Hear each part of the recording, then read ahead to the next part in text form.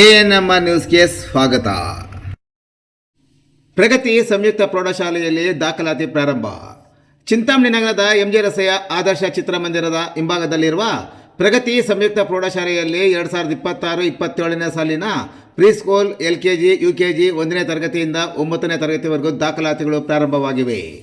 ನಮ್ಮಲ್ಲಿ ಯೋಗ, karate, dance, ಕ್ರೀಡೆ ಮುಂತಾದ ಪಠ್ಯೇತರ ಮತ್ತು ಸಹ ಪಠ್ಯೇತರ ಚಟುವಟಿಕೆಗಳ ತರಬೇತಿಯನ್ನು ನೀಡಲಾಗುತ್ತದೆ. ನಮ್ಮಲ್ಲಿ free school lab, advance computer lab, digital class room, advance science lab ಜೊತೆಗೆ ಪ್ರತಿದಿನ ಮಗುವಿನ ಶೈಕ್ಷಣಿಕ ಅಭಿವೃದ್ಧಿಗೆ ವಿಶೇಷವಾದ ಗಮನವನ್ನು ನೀಡಲಾಗುವುದು. ಮಕ್ಕಳಿಗೆ ಸುರಕ್ಷಿತ ವಾಹನ ಸೌಲಭ್ಯವನ್ನು ಸಹ ಒದಗಿಸಲಾಗುವುದು. ಒಮ್ಮೆ ಭೇಟಿ ಕೊಡಿ. ಪ್ರಗತಿ ಸಂಯುಕ್ತ ಪ್ರೌಢಶಾಲೆ, ಎಂಜೆ ರಸ್ತೆ, ಚಿಂತಾಮಣಿ. ಹೆಚ್ಚಿನ ವಿವರಗಳಿಗೆ 8776576567 ಮತ್ತು 9164976866 ಮೊಬೈಲ್ ಸಂಖ್ಯೆಗೆ ಸಂಪರ್ಕಿಸುವುದು.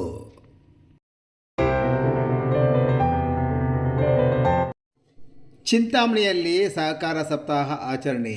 ಚಿಮುಲ್ ಕಚೇರಿ ಆವರಣದಲ್ಲಿ ಸಸಿ ನೆಡುವ ಕಾರ್ಯಕ್ರಮಕ್ಕೆ ಚಾಲನೆ.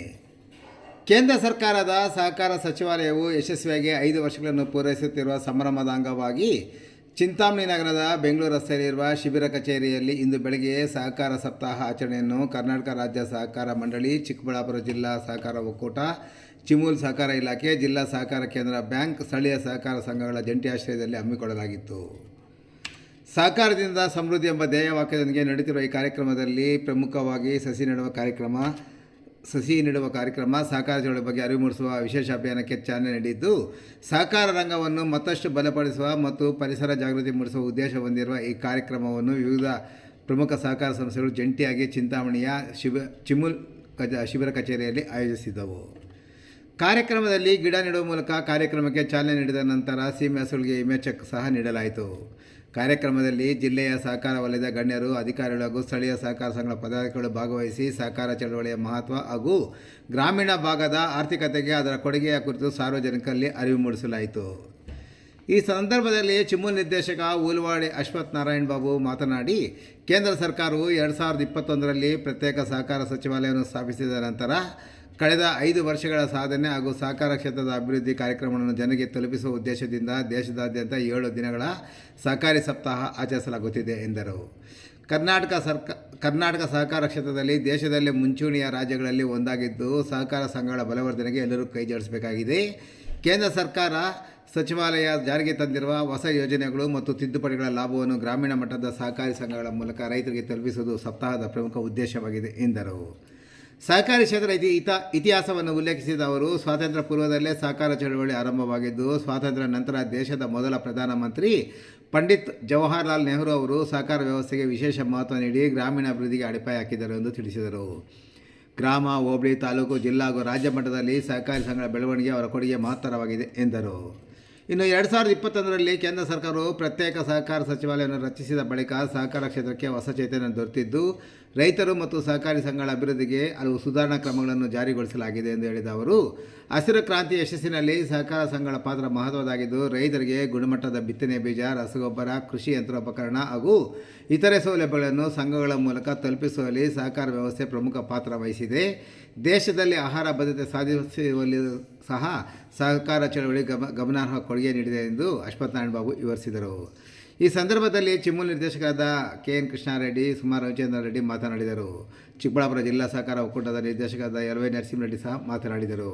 ಚಿಂತಾಮಣಿ ಶಿಬಿರದ ಉಪವ್ಯವಸ್ಥಾಪಕ ಡಾಕ್ಟರ್ DVM ಮಹೇಶ್, ಸಹಕಾರ ಅಭಿವೃದ್ಧಿ ಅಧಿಕಾರಿ ವನಿತಾ, ಪ್ರಾಣಿ ರೋಗ ನಿರ್ಣಯ ಕೇಂದ್ರದ ಡಾಕ್ಟರ್ ಕಾವ್ಯ ನಾಗಭೂಷಣ್, ವಿಸ್ತರಣಾಧಿಕಾರಿಗಳಾದ ಪ್ರೇಮ್ ಕಿರಣ್, ನಾರಾಯಣ ಸ್ವಾಮಿ, ಸಂತೋಷ್ ಕುಮಾರ್, ಗುಲಾಬ್ ಜಾನ್, ಶಬೀರ್ ಪಾಷಾ, ಸತೀಶ್ ವಂಡದ್, ವಿನಯ್ ನಾಗೇಶ್, ವಸಂತ ಲಕ್ಷ್ಮಿ ಸೇರಿದಂತೆ ಕಾರ್ಯಕ್ರಮದಲ್ಲಿ ಜಿಲ್ಲಾ ಸಹಕಾರಿ ಯೂನಿಯನ್ನ ಅಧ್ಯಕ್ಷರು, ಆಡಳಿತ ಮಂಡಳಿ ಸದಸ್ಯರು, ವಿವಿಧ ಸಹಕಾರಿ ಸಂಘಗಳ ಪದಾಧಿಕಾರಿಗಳು, ಅಧಿಕಾರಿಗಳು ಹಾಗೂ ರೈತರು ಭಾಗವಹಿಸಿದ್ದರು.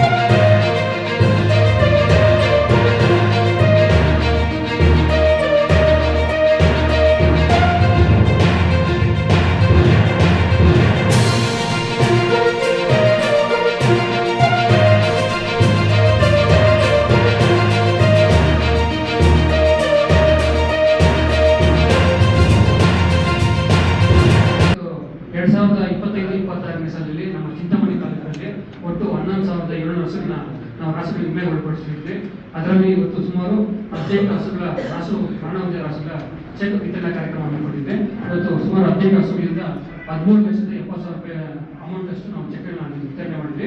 ಅದ್ರ ಜೊತೆಗೆ ಇವತ್ತು ನಮ್ಮ ಚಿಂತಾಮಣಿ ತಾಲೂಕಿನಲ್ಲಿ ಹೊಸದಾಗಿ ಕಾಪಲ್ಲಿ ಮತ್ತೆ ಕೆಂಚನಹಳ್ಳಿ ಹಾಲು ಉತ್ಪಾದಕರ ಸಹಕಾರ ಸಂಘಗಳಿಗೆ NPDD ಸ್ಕೀಮ್ ಮುಖಾಂತರ ಇವತ್ತು 3,000 ಲೀಟರ್ ಸಾಮರ್ಥ್ಯದ ನೂತನ PMC ಕೇಂದ್ರಗಳು ಕೊಟ್ಟಿದ್ವಿ. ಅದಕ್ಕೆ ಇವತ್ತು ಒಕ್ಕೂಟದಿಂದ ಸಿವಿಲ್ ಕಾಮಗಾರಿಗಳಿಗೆ ಪ್ರತಿ ಸಂಘಕ್ಕೆ 1 ಲಕ್ಷ ರೂಪಾಯಿ 2 ಲಕ್ಷ ರೂಪಾಯಿ ಇವತ್ತು ಸಿವಿಲ್ ಕಾಮಗಾರಿ ಅಂತ ಅಮೌಂಟ್ಗಳು ಇವತ್ತು ಚೆಕ್ ವಿತರಣೆ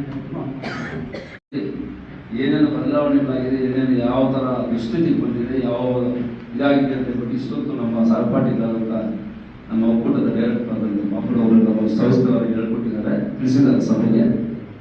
ಈಗ ಈ ಸಭೆಗೆ ಇವತ್ತು ದಿವಸ ನಮ್ಮನ್ನೆಲ್ಲ ಕರೆದು ಸಹಕಾರಿ ಇಲಾಖೆಯವರು ನಾಗಭೂಷಣ್ ಇವತ್ತು ದಿವಸ ಸಭೆಗೆ ಪತ್ರಕರ್ತರು ಕೂಡ ಇವತ್ತು ಭಾಗವಹಿಸಿರ್ತಕ್ಕಂಥ ನಮ್ಮ ಒಕ್ಕೂಟದ ಅಶ್ವಥ್ ನಾರಾಯಣ ಬಾಬರವರು ಮತ್ತು ನಮ್ಮ CDP ಅವರಾದಂಥ ವನಿತಾ ಮೇಡಮ್ ಅವರು, ಮತ್ತು ನಮ್ಮ DM ಅವರಾದ ಮಹೇಶ್ ಅವರು, ಮತ್ತು ನಮ್ಮ ಡೈರೆಕ್ಟರ್ ಆದಂಥ ಸಹಕಾರ ಕ್ಷೇತ್ರದ ನರಸಿಂಹರೆಡ್ಡಿಯವರು, ಇವತ್ತು ಎಲ್ಲ ನಮ್ಮ ನಮಗೆ ಸುಧರದ ಕಚೇರಿ ಎಲ್ಲ ಯುವಗಳು, ಮುಂದೆ ಇರ್ತಕ್ಕಂಥ ಕಾರ್ಯದರ್ಶಿಗಳು, ಕಾರ್ಯಾಧ್ಯಕ್ಷಗಳು, ಮತ್ತು ಇವತ್ತು ದಿವಸ ಚೆಕ್ ವಿತರಣೆ ಕಾರ್ಯಕ್ರಮ ಹಮ್ಮಿಕೊಂಡಿದ್ದು ಇದು ಫಲಾನುಭವಿಗಳು ಇದು ಭಾಗವಹಿಸಿದರೆ ಎಲ್ಲರಿಗೂ ಕೂಡ ನಮ್ಮ ವ್ಯಕ್ತಿವಾದ ಧನ್ಯವಾದ ತಿಳಿಸ್ತಾ, ಈ ಸರ್ಕಾರಿ ಕ್ಷೇತ್ರದಲ್ಲಿ ಇವತ್ತು ದಿವಸ ಹಾಲು ಉತ್ಪಾದನೆ ಸಹಕಾರ ಸಂಘಗಳ ಮುಖಾಂತರ ಈ ಸಂಸ್ಥೆ ಉಳಿದಿದೆ ಅಂತ ಹೇಳಿ ತಪ್ಪಾಗಲಾರದು.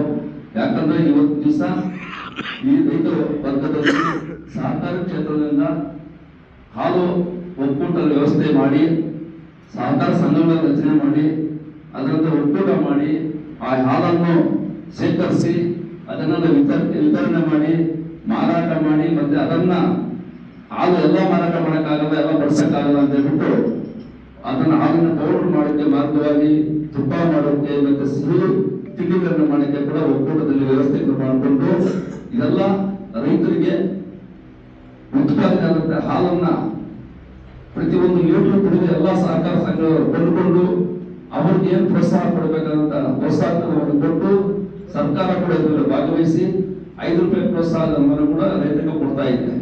ಅದ್ರ ಜೊತೆಗೆ ನಾವು ಒಕ್ಕೂಟದಿಂದ ಇವಾಗ 4 ತಿಂಗಳಾಯ್ತು ಒಕ್ಕೂಟ ಸ್ಥಾಪನೆಯಾಗಿ, ಹೊಸ ಒಕ್ಕೂಟ ಚಿಕ್ಕಬಳ್ಳಾಪುರ ಏರ್ಪಟ್ಟಾಗಿ ಅದರಿಂದ ಹೊಸ ನಿರ್ದೇಶಕರನ್ನ ಆಯ್ಕೆ ಆಗಿದ್ದೀವಿ. ಆಗಿನಿಂದ ಇದುವರೆಗೂ ಕೂಡ ಸಹಕಾರ ಸಂಘದಲ್ಲಿ ಏನೇನು ಕೊರತೆ ಕೊಂದುಕೊಳ್ತಿದೆ ಅಂತ ಬಿಟ್ಟು ಕೂಲಂಕುಷವಾಗಿ ನಮ್ಮ ಆಡಳಿತ ಮಂಡಳಿಯಲ್ಲಿ ಚರ್ಚಿಸಿ ಪರಿಹಾರ ಕಂಡುಕೊಳ್ತಾ ಇದ್ದೀವಿ. ಇನ್ನು ಹೆಚ್ಚಿನ ಸೇವೆಯನ್ನು ನೀವು ನಮ್ಮಿಂದ ಬಳಸ್ಕೋಬೇಕು, ನಿಮ್ಮಿಂದ ಕೂಡ ನಾವು ಸೇವೆಯನ್ನು ತಗೋಬೇಕು ಅಂತ ಹೇಳ್ಬಿಟ್ಟು ಇವತ್ತು ಆಡಳಿತ ಮಂಡಳಿ ಉತ್ತಮವಾದಂತಹ ಸೇವೆ ಕೊಡ್ತಾ ಇದೆ. ಅದಕ್ಕೆ ನನ್ನ ಧನ್ಯವಾದಗಳು ತಿಳಿಸ್ತಾ ಇದ್ದೀನಿ.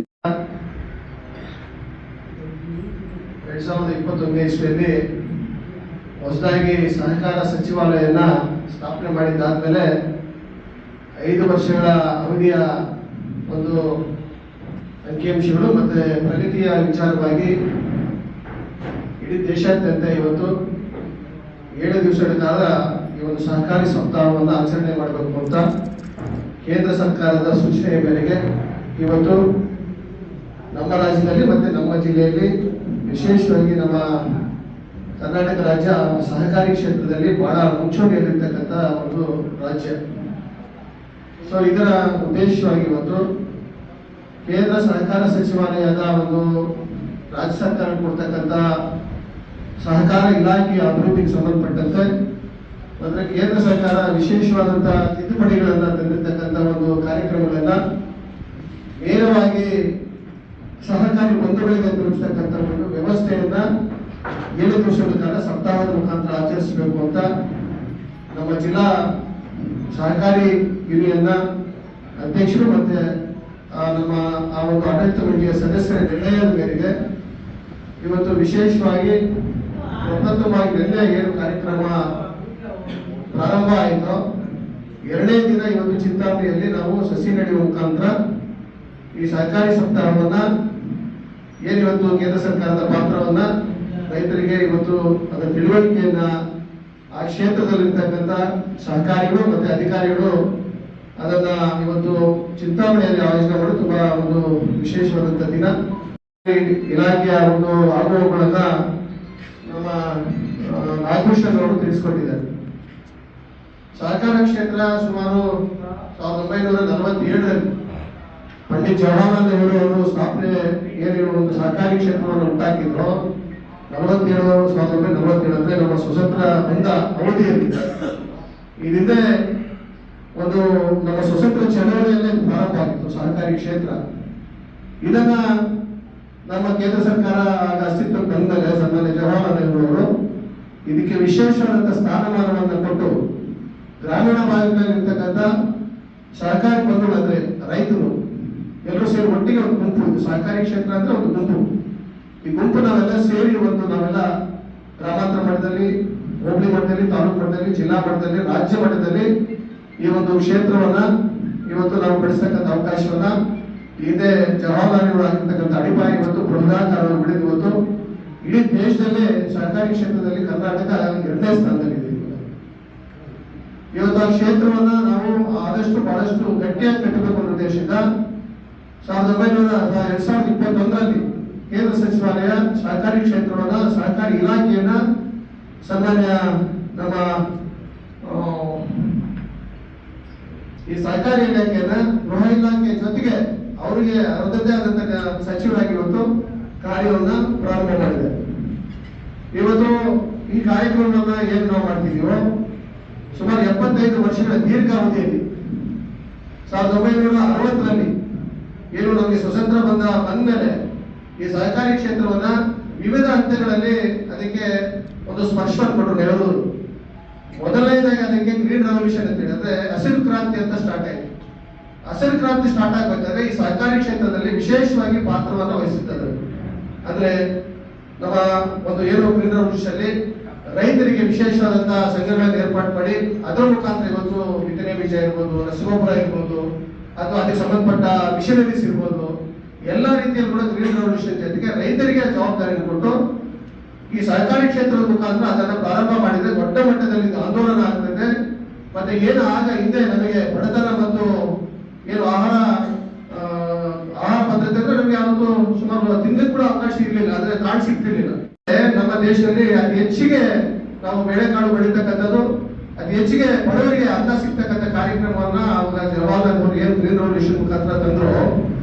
ಅದನ್ನ ಇವತ್ತು ಸಹಕಾರಿ ಕ್ಷೇತ್ರದಿಂದ ಬಂದ್ಮೇಲೆ ದೊಡ್ಡ ಮಟ್ಟದಲ್ಲಿ ಇವತ್ತು ಕ್ರಾಂತಿ ಆಗಿದೆ. ನಾವು ಬೇರೆ ದೇಶಗಳಿಗೆ ಎಕ್ಸ್ಪೋರ್ಟ್ ಮಾಡ್ತಕ್ಕಂಥ ಒಂದು ಆಹಾರ ಪದ್ಧತಿಯನ್ನ ಎಕ್ಸ್ಪೋರ್ಟ್ ಮಾಡ್ತಕ್ಕಂಥ ಶಕ್ತಿಯನ್ನು ಇವತ್ತು ಹಂತವಾಗಿ ನಾವು ಸಹಕಾರಿ ಕ್ಷೇತ್ರದಲ್ಲಿ ವಿಶೇಷವಾಗಿ ಇವತ್ತು ಸಹಕಾರಿ ಕ್ಷೇತ್ರದಲ್ಲಿ ಬ್ಯಾಂಕಿಂಗ್ ಇರ್ಬೋದು, ಅಥವಾ ಬ್ಯಾಂಕಲ್ಲಿ ಕೊಡ್ತಕ್ಕಂಥ ಸಹಕಾರಿ ಬ್ಯಾಂಕ್ಗಳಲ್ಲಿ ಕೊಡ್ತಕ್ಕಂಥ ಸಾಲ ಬಡ್ಡಿ ಸಹಿತವಾಗಿ ಕೊಡ್ತಕ್ಕಂಥ ಒಂದು ಅವಕಾಶನ ರೈತರಿಗೆ ನೇರವಾಗಿ ಅವರಲ್ಲಿರ್ತಕ್ಕಂಥ ಜಮೀನಿನ ಅಡಮಾನ ಇಟ್ಟುಕೊಂಡು ಕಡಿಮೆ ಬಡ್ಡಿ ದರದಲ್ಲಿ ಕೊಡ್ತಕ್ಕಂಥ ಅವಕಾಶವನ್ನ ಸಹಕಾರಿ ಕ್ಷೇತ್ರದಲ್ಲಿ ಆ ಕಾಲಕ್ಕೆ ತಂದಿರ್ತಕ್ಕಂಥ ಒಂದು ಹಿರಿಮೆ ನೆಹರು ಸಿಗ್ತದೆ. ಮತ್ತೆ 2070ರಿಂದ 80ರವರೆಗೂ ಕೂಡ ನಮ್ಮ ಆಪರೇಷನ್ ಫ್ಲಡ್ ಅಂತ ಅಂದ್ರೆ ಗ್ರೀನ್ ವೈಟ್ ರೆವಲ್ಯೂಷನ್ ಅಂತ ಹಾಲಿನ ಕ್ಷೇತ್ರದಲ್ಲಿ, ಡೈರಿ ಕ್ಷೇತ್ರದಲ್ಲಿ ವಿಶೇಷವಾಗಿ ನಾವು ಈ ಕ್ಷೇತ್ರವನ್ನು ಬಲಪಡಿಸಬೇಕು ಅನ್ನೋ ಉದ್ದೇಶದಿಂದ ಇವಾಗ ವರ್ಗೀಸ್ ಕುರಿಯನ್ ಅವರ ನೇತೃತ್ವದಲ್ಲಿ ಒಂದು ದೊಡ್ಡ ಮಟ್ಟದ ಆಂದೋಲನ ಇಡೀ ದೇಶದಲ್ಲಿ ಪ್ರಾರಂಭವಾಗಿ ನಮ್ಮ ಗುಜರಾತಲ್ಲಿ ಆನಂದ್ ಮಿಲ್ಕಿನ ಮುಖಾಂತರ ಇವತ್ತು ಅಮೂಲ್ ಅಂತ ಏನಿತ್ತು ಅದರ ಮುಖಾಂತರ ಇವತ್ತು ಇಡೀ ದೇಶದಲ್ಲಿ ಗುಜರಾತ್ ಮೊದಲನೇ ಸ್ಥಾನದಲ್ಲಿ ಹಾಲು ಉತ್ಪಾದನೆಯಲ್ಲಿದ್ರೆ ಕರ್ನಾಟಕ 2ನೇ ಸ್ಥಾನದಲ್ಲಿ ಇವತ್ತು ಆ ಹಿರಿಮೆಯನ್ನು ನಾವಿವತ್ತು ನಮ್ಮೊಟ್ಟಿಗೆ ಸೇರಿಸ್ಕೊಂಡಿದ್ದೀವಿ. ರಾಜ್ಯದ ಅಪೆಕ್ಸ್ವರೆಗೂ ನಾವು ಏನು ಇವತ್ತು ಸರ್ಕಾರ ಮಹಾಮಂಡಲದವರೆಗೂ ಇವತ್ತು ಏನ್ ಮಾಡಿದ್ವು ಪ್ರಾಥಮಿಕ ಹಂತದಿಂದ ಹೋಗಿರ್ತಕ್ಕಂಥ ಎಲ್ಲ ಇವತ್ತು ನಿರ್ದೇಶಕರು ಮತ್ತು ರೈತರು ದೊಡ್ಡ ಮಟ್ಟದಲ್ಲಿ ಇವತ್ತು ಹಾಲಿನಲ್ಲಿ ದೊಡ್ಡ ಕ್ರಾಂತಿಯನ್ನು ಮಾಡಿದ್ವಿ. ಇದು ಸಹಕಾರಿ ವ್ಯವಸ್ಥೆಯಲ್ಲಿ housing board, housing cooperative society ಇದೆ, ಯೂನಿವರ್ಸ್ ಕೋಆಪರೇಟಿವ್ ಸೊಸೈಟಿ ಇದೆ, ಬ್ಯಾಂಕಿಂಗ್ ಕೋಆಪರೇಟಿವ್ ಸೊಸೈಟಿ ಇದೆ, ಸಾರಿಗೆ ಕೋಆಪರೇಟಿವ್ ಸೊಸೈಟಿ ಇದೆ. ಎಲ್ಲ ರೀತಿಯಲ್ಲಿ ಕೂಡ ಎಲ್ಲ ಹಂತದಲ್ಲಿ ಕೂಡ ಫಿಶರಿ ಕೋಆಪರೇಟಿವ್ ಅಂದ್ರೆ ಮೀನುಗಾರ ಸಹಕಾರ ಸಂಘ ಇದೆ, ಮಲೆನಾಡು ಭಾಗದಲ್ಲಿ ಮೀನುಗಾರ ಸಹಕಾರ ಸಂಘ ಇದೆ, ಸಾರಿಗೆ ಸಹಕಾರ ಸಂಘ ಇದೆ, ಇವತ್ತು ಕೃಷಿ ಪತ್ತಿನ ಸಹಕಾರ ಸಂಘಗಳು ಇದೆ. ಇವತ್ತು ಎಲ್ಲ ಕೂಡ ರಾಜ್ಯ ಮಟ್ಟದಲ್ಲಿ ಇವತ್ತು ದೊಡ್ಡ ಹಂತದಲ್ಲಿ ಇವತ್ತು ಫೆಡರೇಷನ್ಸ್ ಆಗಿ ಅಂದ್ರೆ ಇವತ್ತು ಒಕ್ಕೂಟಗಳಾಗಿ ಮತ್ತೆ ಮಹಾಮಂಡಿಯಾಗಿ ರೂಪುಗೊಂಡು ಇವತ್ತು ರೈತರಿಗೆ ಇವತ್ತು ಕಡಿಮೆ ದರದಲ್ಲಿ ಬಡ್ಡಿ ಮತ್ತೆ ಕಡಿಮೆ ದರದಲ್ಲಿ ಬಿತ್ತನೆ ಬೀಜ, ಅವರಿಗೆ ಏನು ನಮ್ಮ ಸಾಲ, ಇವತ್ತು ಟ್ರ್ಯಾಕ್ಟರ್ಸ್ ಇರ್ಬೋದು, ಎಲ್ಲ ರೀತಿಯಲ್ಲಿ ಇವತ್ತು ಬಡ್ಡಿ ರಹಿತವಾಗಿ ಬಡ್ಡಿ ಸಹಿತವಾಗಿ ಕೊಡ್ತಕ್ಕಂಥ ಬ್ಯಾಂಕಿಂಗ್ ವ್ಯವಸ್ಥೆಯನ್ನು ಇವತ್ತು ದೊಡ್ಡ ಮಟ್ಟದಲ್ಲಿ ಕ್ರಿಯೇಟ್ ಮಾಡಿದ್ವಿ. ಹಾಕಿದ ಹಾಲತ್ ಮನೆಗೆ ನಾವೆಲ್ಲ ಇವತ್ತು ಜೀವನ ಕೂಡ ಅವಶ್ಯಕತೆ ಇಲ್ಲ. ಯಾಕಂದ್ರೆ ಚಿಂತನೆ ಬದಲಾವಣೆ ಆದ್ಮೇಲೆ ಕೂಡ ನಮ್ಮ ಚಿಂತನೆಗಳನ್ನು ಪ್ರಾಥಮಿಕ ಹಂತದಿಂದ ಚೇಂಜ್ ಆಗಬೇಕು. ರೈತರಿಗೆ ಬದುಕನ್ನು ಕೊಡಬೇಕು, ರೈತರಿಗೆ ಹೊಸ ತಂತ್ರಜ್ಞಾನ ಕೊಡಬೇಕು, ರೈತರಿಗೆ ಯಾವ ರೀತಿ ನಾವು ಸಹಕಾರಿ ಆಗಬೇಕು ಅನ್ನೋದೇ ಸಹಕಾರಿ. ಅಥವಾ ಸಹಕಾರಿ ಸಮೃದ್ಧಿ ಅಂತ ಹೇಳಿದ್ರೆ ಅಂದ್ರೆ ಪ್ರಾಸ್ಪರಿಟಿ ಥ್ರೂ ಕೋಪರೇಷನ್ ಅಂತ, ಅಂದ್ರೆ ಸಮೃದ್ಧಿ ಮಾಡ್ತಕ್ಕಂಥದ್ದು ಇವತ್ತು ಸಹಕಾರಿ ಕ್ಷೇತ್ರದಲ್ಲಿ ಅಷ್ಟೇ. ಇವತ್ತು ನಮ್ಗೆ ಎಷ್ಟೇ ಹಾಲು ಉತ್ಪಾದನೆ ಇಡೀ ರಾಜ್ಯದಲ್ಲಿ ಇವತ್ತು 1 ಕೋಟಿ ಚೀಲ ಹಾಲು ಉತ್ಪಾದನೆ ಆದ್ರೂ ಕೂಡ ಇವತ್ತು ರೈತರಿಗೆ ನಾವೆಲ್ಲೂ ಕೂಡ ನೀವು ಹಾಲು ಕೊಡಬೇಡಿ ಅಂತ ಹೇಳ್ತಾ ಇದ್ದಾರೆ. ಎಷ್ಟೇ ಕೋಟಿ ಹಾಲು ಬಂದ್ರು ಕೂಡ ಅದನ್ನ ನಿರ್ವಹಣೆ ಮಾಡಿದ ಭಾಷೆ, ಅದನ್ನ ಬೇರೆ ಬೇರೆ ಹಂತಗಳಲ್ಲಿ ಅದನ್ನ ಭಾಷೀಕರಣ ಮಾಡಿ ಇವತ್ತು ಗ್ರಾಹಕರಿಗೊಂದ್ ಕಡೆ, ರೈತರಿಗೊಂದ್ ಕಡೆ ಅದನ್ನ ಲಾಭ ಕೊಡ್ತಕ್ಕಂಥದ್ದು ಮತ್ತೆ ಒಳ್ಳೆ ಗುಣಮಟ್ಟದ ಆಹಾರ ಕೊಡ್ತಕ್ಕಂಥದ್ದು ಇವತ್ತು ನಮ್ಮ ಹಾಲು ಒಕ್ಕೂಟಗಳಲ್ಲಿ ಮಾಡ್ತಕ್ಕಂಥ ಪ್ರಯತ್ನವನ್ನು ನಾವು ಮಾಡ್ತಾ ಇದ್ದೀವಿ. ಒಂದು ಕೋಲಾರ ಚಿಪ್ಪಾರ್ ಒಟ್ಟಿಗೆ ಇದ್ದ ಮೇಲೆ ಇವತ್ತು ನಮ್ಮಲ್ಲಿ ಸುಮಾರು ಇವತ್ತೇನಾದ್ರು ಒಟ್ಟಿಗೆ ಅಂದ್ರೆ 16 ಲಕ್ಷ ಲೀಟರ್ ಹಾಲು ಆಗ್ತಾ ಇತ್ತು. ಇವತ್ತು ಬೆಂಗಳೂರಲ್ಲಿ ಏನು 18 ಲಕ್ಷ ಲೀಟರ್ ಹಾಲು ಆಗ್ತಿದ್ಯೋ 3 ಜಿಲ್ಲೆ ಸೇರಿ, ಇವತ್ತು 2 ಜಿಲ್ಲೆ ಒಕ್ಕೂಟ ಒಂದಾಗಿ 14 ಲಕ್ಷ ನಾವು ರೀಚ್ ಆಗ್ತಿದ್ವಿ. ರಾಜ್ಯದಲ್ಲಿ 2ನೇ ಸ್ಥಾನದಲ್ಲಿ ಇದ್ವಿ. ಆದ್ರೂ ಕೂಡ ಇವತ್ತು ಏನು ಬೈಫರ್ಗೇಷನ್ ಅಂತ ಆದ್ಮೇಲೆ ಇವತ್ತು ಅದನ್ನು ಎಲ್ಲೋ ಒಂದ್ ಕಡೆ ಇವತ್ತು ನಮ್ಮ ಒಂದು ಏಳಿಗೆಯನ್ನ ಕುಂಠಿತಗೊಳ್ಳಿಕ್ಕೆ ಸಾಧ್ಯ ಆಗ್ತಾ ಇದೆ. ಇವತ್ತು ಎಲ್ಲ ಒಟ್ಟಾಗಿ ಏನಾದ್ರು ಕೆಲಸ ಮಾಡಿದ್ರೆ ಒಂದು ದೊಡ್ಡ ಮಟ್ಟದಲ್ಲಿ ಆಂದೋಲನ ಮಾಡಬಹುದು, ಅಭಿವೃದ್ಧಿ ಮಾಡಬಹುದು, ರೈತರಿಗೆ ಒಳ್ಳೆ ಬೆಲೆ ಕೊಡಬಹುದು ಅನ್ನೋ ಉದ್ದೇಶ ಕೂಡ ಇವತ್ತು ಈ ಒಂದು ಸಹಕಾರಿ ಕ್ಷೇತ್ರದಲ್ಲಿ ಇವತ್ತು ನಡೀತಾ ಇದೆ, ಚರ್ಚೆ ನಡೀತಾ ಇದೆ. ಟಾಟಾ ಹಾಕಿದ ಹಾಲತ್ ಮನೆಗೆ ನಾವೆಲ್ಲ ಇವತ್ತು ಜೀವನ ಕೂಡ ಅವಶ್ಯಕತೆ ಇಲ್ಲ. ಯಾಕಂದ್ರೆ ಚಿಂತನೆ ಬದಲಾವಣೆ ಆದ್ಮೇಲೆ ಕೂಡ ನಮ್ಮ ಚಿಂತನೆಗಳನ್ನು ಪ್ರಾಥಮಿಕ ಹಂತದಿಂದ ಚೇಂಜ್ ಆಗಬೇಕು. ರೈತರಿಗೆ ಬದುಕನ್ನು ಕೊಡಬೇಕು, ರೈತರಿಗೆ ಹೊಸ ತಂತ್ರಜ್ಞಾನ ಕೊಡಬೇಕು, ರೈತರಿಗೆ ಯಾವ ರೀತಿ ನಾವು ಸಹಕಾರಿ ಆಗಬೇಕು ಅನ್ನೋದೇ ಸಹಕಾರಿ. ಅಥವಾ ಸಹಕಾರಿ ಸಮೃದ್ಧಿ ಅಂತ ಹೇಳಿದ್ರೆ ಅಂದ್ರೆ ಪ್ರಾಸ್ಪರಿಟಿ ಥ್ರೂ ಕೋಪರೇಷನ್ ಅಂತ, ಅಂದ್ರೆ ಸಮೃದ್ಧಿ ಮಾಡ್ತಕ್ಕಂಥದ್ದು ಇವತ್ತು ಸಹಕಾರಿ ಕ್ಷೇತ್ರದಲ್ಲಿ ಅಷ್ಟೇ.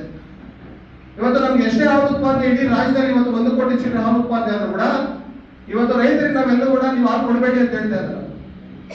ಎಷ್ಟೇ ಕೋಟಿ ಹಾಲು ಬಂದ್ರು ಕೂಡ ಅದನ್ನ ನಿರ್ವಹಣೆ ಮಾಡಿದ ಭಾಷೆ, ಅದನ್ನ ಬೇರೆ ಬೇರೆ ಹಂತಗಳಲ್ಲಿ ಅದನ್ನ ಭಾಷೀಕರಣ ಮಾಡಿ ಇವತ್ತು ಗ್ರಾಹಕರಿಗೊಂದ್ ಕಡೆ, ರೈತರಿಗೊಂದ್ ಕಡೆ ಅದನ್ನ ಲಾಭ ಕೊಡ್ತಕ್ಕಂಥದ್ದು ಮತ್ತೆ ಒಳ್ಳೆ ಗುಣಮಟ್ಟದ ಆಹಾರ ಕೊಡ್ತಕ್ಕಂಥದ್ದು ಇವತ್ತು ನಮ್ಮ ಹಾಲು ಒಕ್ಕೂಟಗಳಲ್ಲಿ ಮಾಡ್ತಕ್ಕಂಥ ಪ್ರಯತ್ನವನ್ನು ನಾವು ಮಾಡ್ತಾ ಇದ್ದೀವಿ.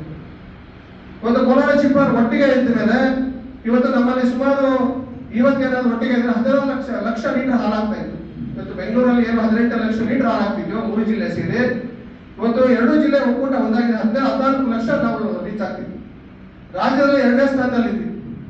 ಆದ್ರೂ ಕೂಡ ಇವತ್ತು ಏನು ಬೈಫರ್ಗೇಷನ್ ಅಂತ ಆದ್ಮೇಲೆ ಇವತ್ತು ಅದನ್ನು ಎಲ್ಲೋ ಒಂದ್ ಕಡೆ ಇವತ್ತು ನಮ್ಮ ಒಂದು ಏಳಿಗೆಯನ್ನ ಕುಂಠಿತಗೊಳ್ಳಿಕ್ಕೆ ಸಾಧ್ಯ ಆಗ್ತಾ ಇದೆ. ಇವತ್ತು ಎಲ್ಲ ಒಟ್ಟಾಗಿ ಏನಾದ್ರು ಕೆಲಸ ಮಾಡಿದ್ರೆ ಒಂದು ದೊಡ್ಡ ಮಟ್ಟದಲ್ಲಿ ಆಂದೋಲನ ಮಾಡಬಹುದು, ಅಭಿವೃದ್ಧಿ ಮಾಡಬಹುದು, ರೈತರಿಗೆ ಒಳ್ಳೆ ಬೆಲೆ ಕೊಡಬಹುದು ಅನ್ನೋ ಉದ್ದೇಶ ಕೂಡ ಇವತ್ತು ಈ ಒಂದು ಸಹಕಾರಿ ಕ್ಷೇತ್ರದಲ್ಲಿ ಇವತ್ತು ನಡೀತಾ ಇದೆ, ಚರ್ಚೆ ನಡೀತಾ ಇದೆ. ಈಗಾಗಲೇ ಅದಕ್ಕೆ ಇಂಪ್ಲಿಮೆಂಟೇಷನ್ ಆಗಿದೆ. ಹಿಂದೆ ಏನೆಲ್ಲ ವಿಂಗಡಣೆ ಆಗಿದೆ, ಸಣ್ಣ ಸಣ್ಣ ಒಕ್ಕೂಟಗಳಾಗಿ ಅದರಲ್ಲಿ ಮಿಸ್ಆಪರೇಷನ್ ಆಗಿ ಮುಗಿಸ್ತಕ್ಕಂಥ ಪರಿಸ್ಥಿತಿಯನ್ನು ನಾವೆಲ್ಲ ನೋಡ್ತಾ ಇದ್ವಿ. ಬಹುಶಃ ನಾವಿನ್ನ ಬಹಳ ಹಿಂದೆ ಇದ್ದೀವಿ ಸಹಕಾರಿ ಕ್ಷೇತ್ರದಲ್ಲಿ. ನಾವೆಲ್ಲ ಬರೀ ಅಧಿಕಾರಕ್ಕಾಗಿ ಸಹಕಾರಿ ಕ್ಷೇತ್ರಕ್ಕೆ ಬರಬಹುದು. ಒಂದು ಸಹಕಾರಿ ಕ್ಷೇತ್ರ ಬಲಪಡಿಸಬೇಕಾದ್ರೆ ದೊಡ್ಡ ಮಟ್ಟದ ಚಿಂತನೆಯನ್ನ ನಾವು ಯೋಚನೆ ಮಾಡಬಹುದು. ಇಡೀ ಜಿಲ್ಲೆಗಳಿಗೆ ಸೀಮಿತವಾದಂತಹ ಒಂದು ಸಹಕಾರಿ ಕ್ಷೇತ್ರವನ್ನು ಕಟ್ಟಬೇಕು ನಾವು ಇವತ್ತು. ಅದನ್ನ ಪೀಸ್ ಮಾಡಿ ಏನಾದ್ರು ಮಾಡಿಕೊಂಡ್ರೆ ಸಹಕಾರಿ ಕ್ಷೇತ್ರ ಎಲ್ಲೊಂದು ಕಡೆ ದುರ್ಬಲ ಆಗ್ತದೆ. ಅದನ್ನ ನಾವು ಇವತ್ತು ಕೇಂದ್ರ ಸರ್ಕಾರಕ್ಕೆ ನಾನು ವೇದಿಕೆ ಮುಖಾಂತರ ಕೂಡ ನಾನು ನನ್ನ ವೈಯಕ್ತಿಕ ಅಭಿಪ್ರಾಯ ಇದು, ಕ್ಷೇತ್ರವನ್ನ ನೀವು ಎಲ್ಲೂ ಕೂಡ ಹೊಡಿದಿರಾ, ದೊಡ್ಡ ಮಟ್ಟದಲ್ಲಿ ಸಹಕಾರಿ ಕ್ಷೇತ್ರವನ್ನ ಮಾಡಬೇಕಾಗ್ತದೆ. ಇವತ್ತು ಅಮೂಲದ ದೊಡ್ಡ ಸಮಸ್ಯೆ ಯಾಕೆ ಇವತ್ತು ಬೃಹದಾಕಾರವಾಗಿ ಬೆಳೆದಿದೆ ಅಂದ್ರೆ ಅಲ್ಲಿ ಒಂದೊಂದು ಮಿಲ್ಕಿಲಿಯನ್ ಕೆಪಾಸಿಟಿ 25 ಲಕ್ಷದಿಂದ 50 ಲಕ್ಷ ಲೀಟರ್ ಹಾಲು ಉತ್ಪಾದನೆ ಮಾಡತಕ್ಕಂಥ ಮಿಲ್ಕಿಲಿಯನ್ಸ್ ಅಲ್ಲಿ ಇದೆ. ಇವತ್ತು ಇಡೀ ದೇಶದಲ್ಲಿ ಸಹಕಾರಿ ಕ್ಷೇತ್ರದಲ್ಲಿ ಸಹಕಾರಿ ತತ್ವಗಳನ್ನ ಬಹಳ ಪಾರದರ್ಶಕವಾಗಿ ಇಟ್ಕೊಂಡಿರೋ ರಾಜ್ಯ ಒಂದೇ ಒಂದು, ಗುಜರಾತ್ ಒಂದೇ ಒಂದು.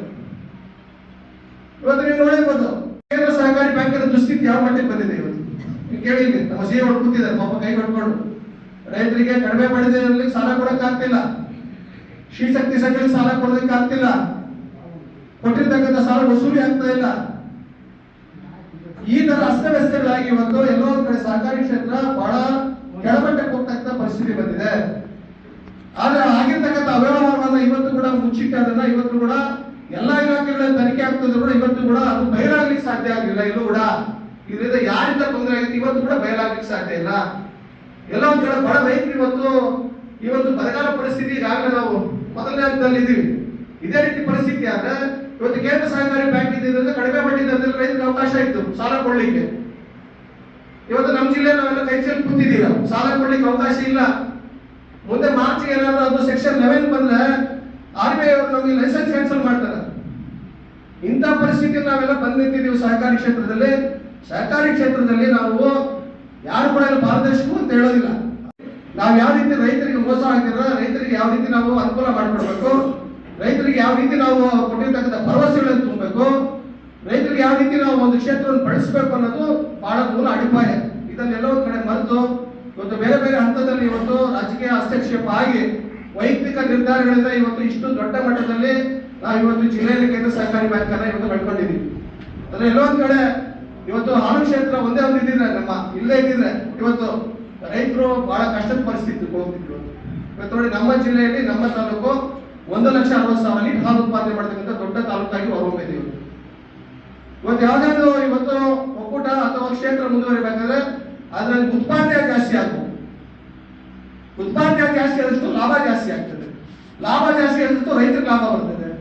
ರೈತರಿಗೆ ಇವತ್ತೇನು ಹೊಸ ಹೊಸ ತಂತ್ರಜ್ಞಾನ ವ್ಯವಸ್ಥೆನ ಅಳವಡಿಕೆ ಸಾಧ್ಯ ಆಗ್ತದೆ. ಇವತ್ತು ಸಣ್ಣ ಸಣ್ಣ ಒಕ್ಕೂಟಗಳಾದ್ಮೇಲೆ ರೈತರಲ್ಲಿ ಅಲ್ಲಿ ಲಾಭನೂ ಬರೋದು ಕಮ್ಮಿ, ಅಲ್ಲಿ ಅಭಿವೃದ್ಧಿ ಕಮ್ಮಿ, ರೈತರಿಗೆ ನಾವು ಕೊಡಬೇಕಾದಂತ ನ್ಯಾಯವಾದಂತ ಬೆಲೆ ಕೊಡ್ಲಿಕ್ಕೆ ಸಾಧ್ಯ ಇಲ್ಲ. ಇವತ್ತೆಲ್ಲ ಒಂದ್ ಕಡೆ ನಮ್ಮ ಮಾರುಕಟ್ಟೆ ವ್ಯವಸ್ಥೆಯಲ್ಲಿ ನಾವು 1 ಲೀಟರ್ಗೆ 2 ರೂಪಾಯಿ ರೇಸ್ ಮಾಡಿದ್ರೆ ಇವತ್ತು ದಿವಸ 10 ರೂಪಾಯಿ ರೇಸ್ ಆಗ್ತದೆ. ಅದಕ್ಕೆ ಸಂಬಂಧಪಟ್ಟ ಬೇರೆ ಬೇರೆ ಉತ್ಪನ್ನಗಳೆಲ್ಲ ರೇಸ್ ಜಾಸ್ತಿ ಆಗ್ತದೆ. ಅದರಿಂದ ಇವತ್ತು ಯಾವತ್ತೂ ಕೂಡ ಒಕ್ಕೂಟ ಬಲಿಷ್ಠವಾಗಿ ಬೆಳಿಬೇಕಾದ್ರೆ ಪ್ರಾಥಮಿಕ ಹಂತದಿಂದ ರಾಜ್ಯ ಮಟ್ಟದವರೆಗೂ ದೊಡ್ಡ ಚಿಂತನೆಯನ್ನ, ದೊಡ್ಡ ಆಲೋಚನೆಗಳನ್ನ, ಹೊಸ ಹೊಸ ಆಲೋಚನೆ ಇಟ್ಟುಕೊಂಡು ಏನಾದ್ರು ಮಾಡಿದ್ರೆ ಇವತ್ತು ಸಹಕಾರಿ ಕ್ಷೇತ್ರ ದೊಡ್ಡ ಮಟ್ಟದಲ್ಲಿ ರೈತರಿಗೆ ಒಂದು ಭರವಸೆ ಇದೆ. ಯಾಕಂದ್ರೆ ರೈತರ ಅದಕ್ಕೆ ಇವತ್ತು ಅಟಾನಮಸ್ ಅಂದ್ರೆ ಸ್ವಾಯತ್ತ ಸಂಸ್ಥೆಗಳಾಗಿ ಇವತ್ತು ನಾವು ಇಂಡಿಪೆಂಡೆಂಟ್ ಮಾಡಿ ನಮ್ದು ಅಂದ್ರೆ ಸಹಕಾರ ನಮ್ಮ ಯೂನಿಯನ್ ಮಟ್ಟದಲ್ಲಿ ವಿವಿಧ ತಿದ್ದುಪಡಿಗಳಂತಂದು ಬಿಗಿ ಮಾಡಬೇಕು ಅನ್ನೋ ವ್ಯವಸ್ಥೆ ಅಂತ ಹೇಳಲಿಕ್ಕೆ ನಾನು ಬಯಸ್ತಾ ಇವತ್ತು ಒಳ್ಳೆ ಕಾರ್ಯಕ್ರಮ ಮಾಡಿದ್ದೀರಾ. ಮುಂದೆ ಇನ್ನ 6 ದಿವಸದ ಕಾಲ ಜಿಲ್ಲೆಯಲ್ಲೆಲ್ಲ ವಿವಿಧ ಹಂತದಲ್ಲಿ ಕಾರ್ಯಕ್ರಮಗಳನ್ನು ಮಾಡಿ ಬಂದಿರತಕ್ಕಂಥ ಚಿಂತನೆಗಳನ್ನ ಚಾಚು ತಪ್ಪದೆ ನಾವು ಬಹಿರಂಗವಾಗಿ ಹೇಳಬೇಕು. ಈ ತರ ಇಲಾಖೆಯಲ್ಲಿ ಸ್ಪಷ್ಟೀಕರಣ ಬರಬೇಕು, ಬದಲಾವಣೆ ಆಗಬೇಕು, ವ್ಯವಸ್ಥೆ ಅಂತ ಹೇಳ್ತಕ್ಕಂಥ ಒಂದು ವ್ಯವಸ್ಥೆ ಆಗಬೇಕು. ಬರೀ ನಾನು ವೇದಿಕೆ ಮೇಲೆ ಕೂತು ಯಾರು ಹೊಗಳಿಕೆ ನಾನಂತೂ ಭಾಷಣ ಮಾಡೋದು ಯಾವತ್ತೂ ಹೋಗೋದಿಲ್ಲ. ಸಹಕಾರಿಕೆ ಇಲಾಖೆ ನಾನಿರ್ಬೋದು, ಇನ್ನೊಬ್ರು ಇರ್ಬೋದು, ಆದ್ರೆ ಕ್ಷೇತ್ರವನ್ನು ಬಲಪಡಿಸ್ತಕ್ಕಂಥದ್ದು ಬಂದಿರತಕ್ಕಂಥ ಜವಾಬ್ದಾರಿ ಅಷ್ಟೇ. ಯಾವುದೋ ಅಧಿಕಾರ ಶಾಶ್ವತ ಅಲ್ಲ. ಬಂದ್ಮೇಲೆ ನಾವೇನಾದ್ರೂ ಮಾಡಿದೀವಂತ ಆದರ್ಶ ಆಗಿ ನಾವು ನಿಲ್ಬೇಕು ಅನ್ನೋದು ನನ್ನ ಉದ್ದೇಶ ಕೇಳ್ತಾ ಕೆಲಸ ಮಾಡ್ತಾ ಇದೀವಿ ಅಂತ. ಅಂದ್ರೆ ಸರ್ಕಾರ ಕೊಟ್ಟಂತ ನೀತಿ ನಿಯಮಗಳನ್ನ, ತಿದ್ದುಪಡಿಗಳನ್ನ ಕಾಲಕ್ಕೆ ಅಳವಡಿಸ್ಕೊಂಡಿವತ್ತು ನಾವು ಅದನ್ನ ಮಾಡ್ಕೊಂಡು ಬಂದ್ರೆ ಏನಿವತ್ತು ಹೊಸದಾಗಿ ತಂತ್ರಜ್ಞಾನ ಚೇಂಜ್ ಆಗಿರೋದು, ಕಾಮನ್ ಸಾಫ್ಟ್ವೇರ್ ಇರ್ಬೋದು ಅಥವಾ ಒಂದು ಕಂಪ್ಯೂಟರೀಕರಣ ಇರ್ಬೋದು, ಯಾಕೆ ಮಾಡ್ತಿದ್ರೆ ಪಾರದರ್ಶಕವಾಗಿ ಒಂದು ಸಮಸ್ಯೆ ಬೆಳಿಬೇಕು ಅನ್ನೋ ಉದ್ದೇಶದಿಂದ ಇವತ್ತು ನಾವು ಮಾಡ್ತೀವಿ. ಆದ್ರೂ ಕೂಡ ಎಲ್ಲೋ ಕಡೆ ವಿರೋಧ ಮಾಡ್ತೀವಿ ನಾವೆಲ್ಲ. ಕಾರ್ಯದರ್ಶಿಗಳು, ಆಡಳಿತ ಮಂಡಳಿ ಯಾಕೆ ನಾವು ಮಾಡಬೇಕು, ನಮ್ದಲ್ಲ ಇದು, ನಾವ್ಯಾಕೆ ಬುಕ್ಕಲ್ಲೇ ಬರಿತೀವಿ, ರೈಟಿಂಗ್ ಅಲ್ಲೇ ಬರಿತೀವಿ. ನಾವು ಎಲ್ಲಿ ಬರ್ತದೆ ಪಾರದರ್ಶಕತೆ? ಬುಕ್ ಬರೀತಾರೆ, ಬುಕ್ ಕಂಪ್ಲೇಂಟ್ ಇಟ್ಕೊಂಡು ಮನೆಗೆ ಕೊಟ್ಟು ಹೋಗ್ತಾರೆ. ಇನ್ನೊಬ್ಬ ಕಾರ್ಯದರ್ಶಿ ಬರಬೇಕು, ಇನ್ನೊಂದು ಬುಕ್ ಬರೀಬೇಕು. ಆದ್ರೆ ಇವತ್ತು ರಾಷ್ಟ್ರೀಕೃತ ಬ್ಯಾಂಕ್ಗಳನ್ನು ನೋಡ್ಕೊಂಡು ಇವತ್ತು ಸಣ್ಣ ನಿಮಗೆ 10 ವರ್ಷ ಹಿಂದೆ ನೀವೇನಾದ್ರು ಒಂದು ಖಾತೆ ಓಪನ್ ಮಾಡಿದ್ರೆ ಅಲ್ಲಿ ನಿಮ್ದೇನೋ 500 ರೂಪಾಯಿ ಇದ್ರೆ ಇವತ್ತು 500 ರೂಪಾಯಿ ಜೊತೆಗೆ ಇನ್ನು 100 ರೂಪಾಯಿ ಬಡ್ಡಿ ಆದ್ರೂ ಸೇರಿರ್ತಾರೆ 5 ವರ್ಷಕ್ಕೆ 10 ವರ್ಷಕ್ಕೆ. ಆದ್ರೆ ಸರ್ಕಾರಿ ಕ್ಷೇತ್ರದಲ್ಲಿ ಹಂಗಿಲ್ಲ. ಬುಕ್ ಬರೆಯೋದು, ಬುಕ್ ಕಂಟಲ್ಲಿ ಇಟ್ಕೊಂಡು ಹೊರಟೋದು. ಇದು ಆಗಬಾರ್ದು ಅನ್ನೋ ಉದ್ದೇಶದಿಂದ ಇವತ್ತು ರಾಜ್ಯ ಸರ್ಕಾರ ಮತ್ತು ಕೇಂದ್ರ ಸರ್ಕಾರಗಳು ಆ ಇಲಾಖೆಗೆ ಸಂಬಂಧಪಟ್ಟಂತೆ, ಆ ಕ್ಷೇತ್ರಕ್ಕೆ ಸಂಬಂಧಪಟ್ಟಂತೆ ಕಾಮನ್ ಸಾಫ್ಟ್ವೇರ್ ಅನ್ನ ಯಾವುದೇ ನಗದು ರಹಿತವಾಗಿ ಮತ್ತೆ ಬರವಣಿಗೆ ಇದ್ದೀರ ಅಂದ್ರೆ ಮ್ಯಾನ್ಯುವಲ್ ಇರಬಾರ್ದು ಅನ್ನೋ ಉದ್ದೇಶದಿಂದ ಇವತ್ತು ಅದನ್ನು ಕಾಮನ್ ಸಾಫ್ಟ್ವೇರ್ ತಂದಿರೋದು, ಬೇರೆ ಉದ್ದೇಶ ಅಲ್ಲ. ಇದನ್ನ ತಾವೆಲ್ಲ ಅಳವಡಿಸ್ಕೊಂಡ್ರೆ ನಾವು ರೈತರಿಗೆ ನ್ಯಾಯ ಕೊಟ್ಟಂಗಾಗ್ತದೆ ಅಂತ ಹೇಳ್ತಾ ಇವತ್ತೇನು ಕೇಂದ್ರ ಸರ್ಕಾರ ಮಾಡಿರ್ತಕ್ಕಂಥ ಒಳ್ಳೆ ಉದ್ದೇಶ ಇದು. ಬಹುಶಃ ಇನ್ನ ಸರ್ಕಾರ